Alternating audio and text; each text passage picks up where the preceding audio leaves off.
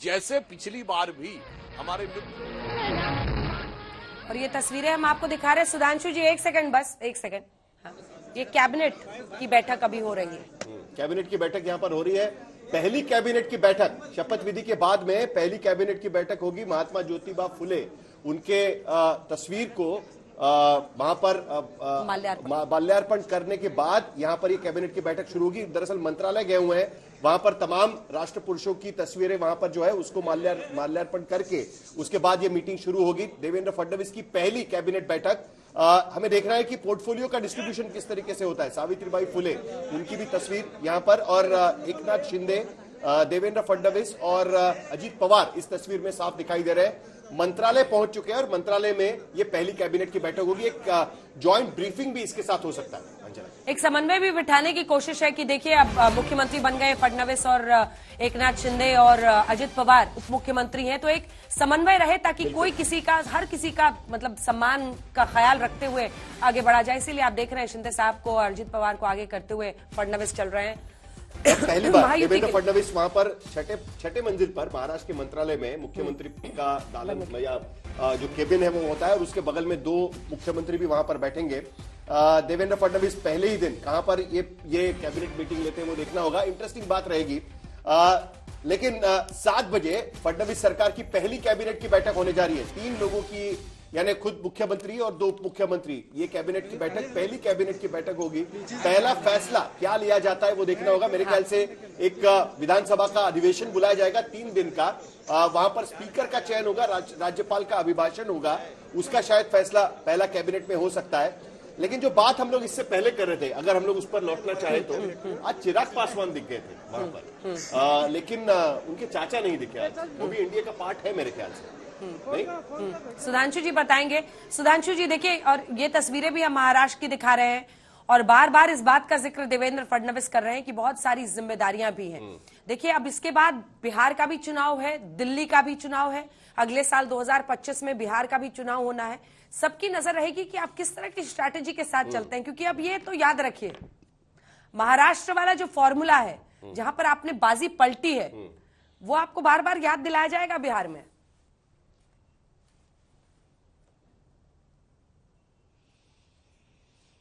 देखिए, अभी जो आपने बात कही वो पुनः एक बार देश की जनता को यह ध्यान आना चाहिए कि हर 4-5 महीने में एक चुनाव होता है, और आपका सवाल जायज है कि चुनाव की रणनीति बनाइए, चुनाव की स्ट्रेटजी और देश में चुनावी वातावरण। इसीलिए एक बार पुनः सारे राजनीतिक दलों को विचार करने की जरूरत है कि कितनी गंभीरता से देश की प्रगति और लॉन्ग टर्म एजेंडा पर काम कर सकते हैं। आज हमारा मुकाबला चीन से है, वो 10-10 साल की प्लानिंग करके चलते हैं, 5-5 साल प्लानिंग कर, हर 5 महीने में आपको एक चुनाव का सामना करना पड़ता है। इसलिए इस विषय पर दलगत राजनीति से ऊपर उठकर सोचना चाहिए, जो प्रधानमंत्री जी ने आह्वान किया था। अब आते हैं उसके ऊपर जो आपने जवाब की बात कही है। हमने बहुत स्पष्ट कहा कि डे 1 से नीतीश कुमार जी हमारे नेता थे। अब अगले चुनाव में जदयू और भाजपा मिलकर यह तय करेंगे कि उस समय नीतीश कुमार जी के नेतृत्व में हम चुनाव लड़ेंगे, क्या व्यवस्था बनेगी, कि सीटों का बंटवारा क्या होगा, वो लगभग मोटा मोटा हमारा तय रहता है। इसलिए हमें समस्या नहीं होती है। जैसे शिवसेना थी तो हम जितनी सीटें लड़ते थे, और जब शिवसेना कंबाइंड थी तो हम जो इलाके उनको देते थे, हमें कोई समस्या नहीं थी। मुंबई से लेकर थाने तक के इलाके में शिवसेना का प्रभाव ज्यादा था, हमें उनमें कोई समस्या नहीं होती थी। समस्या तब आई जब ये शिवसेना, यूबीटी और कांग्रेस दोनों, अब इनको भी मुंबई में सीटें चाहिए, उनको भी मुंबई में सीटें चाहिए, तो ना सीट का समझौता हो पा रहा था, ना कार्यकर्ताओं का। ऐसे ही बिहार में जेडीयू के साथ हमारा 95 से चल रहा है, तो उसमें मोटा मोटा कोई खास बहुत परिवर्तन होने की संभावना नहीं है, और वो बहुत सहजता और सामंजस्य के साथ उसका परिणाम होगा। और हमें पूर्ण विश्वास है कि जैसे महाराष्ट्र में अच्छी सफलता मिली, हरियाणा में अच्छी सफलता मिली, बिहार में भी हमें शानदार सफलता मिलेगी।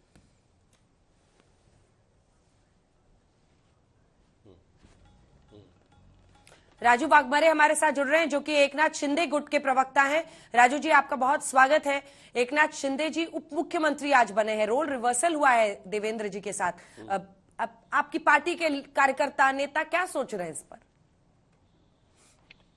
नहीं, हमारे पार्टी के कार्यकर्ताओं ने यह तय किया था, और एकनाथ राव जी शिंदे साहब पहले से बोल रहे थे कि मैं बाहर रह के पार्टी का काम करूंगा, लेकिन हमारे सैनिकों ने, हमारे सभी आमदारों ने, सभी माजी मंत्रियों ने और महाराष्ट्र की तमाम जनता जो हमारे साथ 2 साल से है, वो सभी लोगों ने ये विनती की थी, प्रार्थना की थी कि एकनाथ शिंदे साहब को कि आप सरकार में रहे, क्योंकि आप 2 साल में इस महाराष्ट्र की पददलित, कामगार और सब गरीब जनता के तारणहार और आधार बन चुके हो, तो आपको सरकार में रहना चाहिए और हमारे पार्टी के लिए और लोगों के लिए आप सरकार में रहो। ये विनती का बाद में लेकिन राजू वाघमारे जिनका नाम लेकर शपथ की शुरुआत हुई, बाला साहब ठाकरे, उन्हीं का नाम दिया जाता था। बार बार ये कहा जा रहा था कि भाई बाला साहब ठाकरे तो सत्ता में शामिल नहीं होते थे, मुख्य नेता थे, शिवसेना प्रमुख थे, बाहर रहकर सरकार चलाते थे, तो अलाउ करते, पार्टी का काम करते, मुख्य नेता बनकर रहते, कोई दूसरा उप मुख्यमंत्री बन जाता। दिक्कत क्या थी?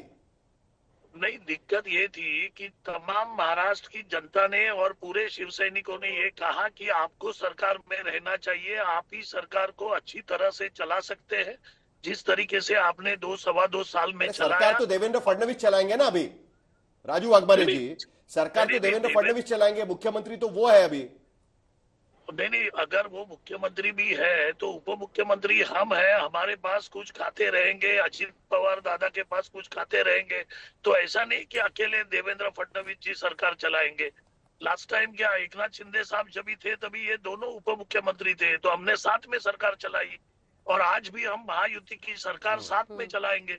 तो हमारे में तो कुछ भेदभाव नहीं है, हम तो एकजुट है और देवेंद्र जी के नेतृत्व में हमारे दोनों उप मुख्यमंत्री और महायुति महाराष्ट्र को प्रगति के ऊपर लेके जाएंगे, तो उसमें हमारे में तो कुछ। सुधांशु जी देखिए, सीट जितनी आई उसके हिसाब से ये फॉर्मूला निकला कि भाई इतनी जबरदस्त जीत है तो फिर बीजेपी का सीएम बनना चाहिए। अब नगर निगम चुनाव होगा, ऐसे में अगर सीट का ही जो पूरा आकलन है वो इधर उधर हो जाता, मतलब मैं कह रही हूं कि एक बहुत डेलिकेट फलक्रम पर ये रिलेशनशिप है आप लोगों का। ये जो रिलेशनशिप स्टेटस है वो थोड़ा कॉम्प्लिकेटेड ही कहलाएगा, क्योंकि आपने अभी अभी रोल रिवर्सल किया है सीएम टू डेप्यूटी सीएम। वो बैलेंस चैलेंज रहेगा।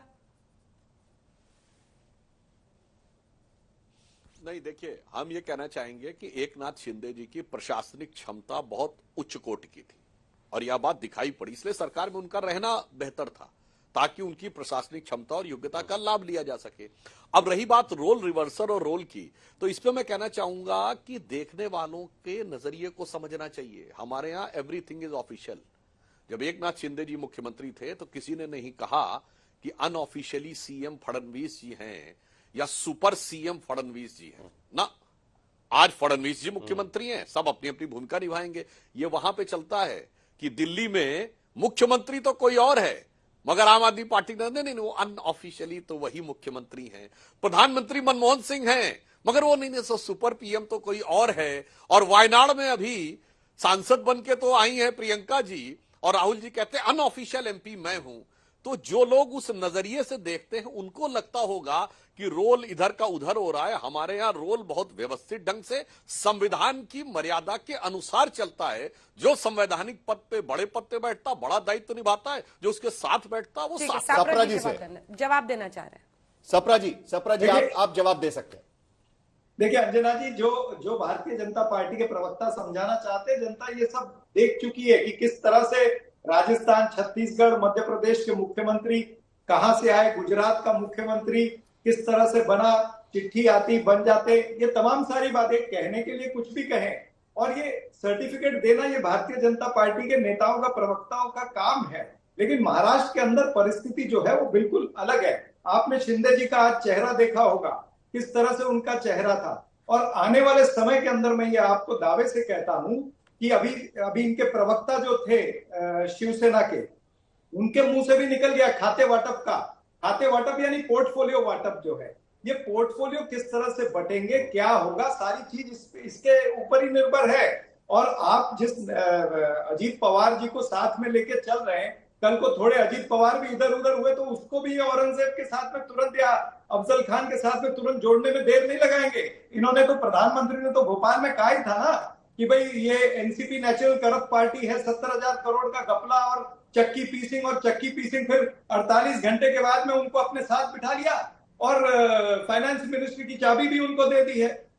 तो ये भारतीय जनता पार्टी का चाल चरित्र चेहरा जो है, ये जनता समय समय पर देखती आई है और ये कह देना बहुत आसान लगता है। सुधांशु जी, लेकिन एकनाथ शिंदे जी जो अभी अपने रंग दिखाएंगे, वो देखिएगा, आने वाला समय आपको बताएगा। कह रहे शिंदे जी अभी रंग दिखाएंगे अपना।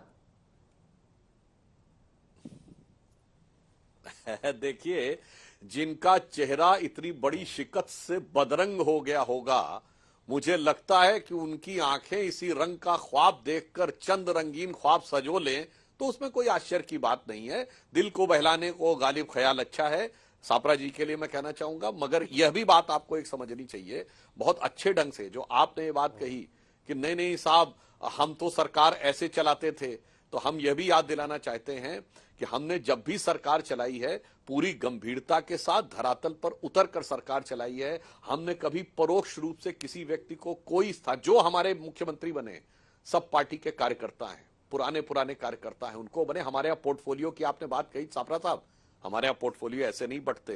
याद है रेडियो टेप में कुछ लोग कह रहे थे, इवन पत्रकारों के भी नाम थे, ये वाला पोर्टफोलियो उसको चला जाए तो कैसा रहेगा। नहीं नहीं, हम बात करेंगे तो कोई कारपोरेट लॉबिस्ट और कोई पत्रकार बैठकर पोर्टफोलियो तय नहीं करता, प्रधानमंत्री पोर्टफोलियो ने 1 घंटे पहले क्यों माना पोर्टफोलियो तय करता है, बनने के उसी लिए के ये भी अनुसार याद काम दिलाना होना पड़ेगा। चाहिए। अब शिंदे जी की बात कहता हूं, महोदय, हमारा शिवसेना के साथ सबसे पुराना गठबंधन में से एक है। ये बीच के आप 2 साल हटा दें तो हमारा 1990 में गठबंधन हुआ था शिवसेना के साथ, जो भारत की राजनीति के सबसे दीर्घजीवी गठबंधनों में से longest lasting collision of Indian politics since last 34 years with an exception of 2.5। तो मुझे लगता है कि उसमें कोई समस्या नहीं आनी चाहिए। और हमारा शिवसेना के साथ एक वैचारिक सामंजस्य है, एक वैचारिक है, इसलिए हमारे यहाँ कोई समस्या आने की बात नहीं है। आप लोगों के यहाँ होता है, आपके एक सवाल का जवाब आपने अभी नहीं दिया। ये हमारा गठबंधन विचार केंद्रित है।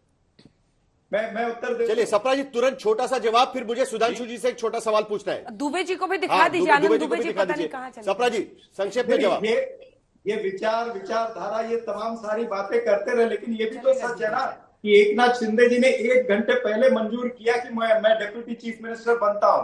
क्यों? क्या आप उनको गृह विभाग दे रहे हैं? ये तमाम सारी लड़ाई जो है ना, ये विभागों की लड़ाई है, ये मलाईदार खातों की लड़ाई है आपकी, ये याद रखिएगा।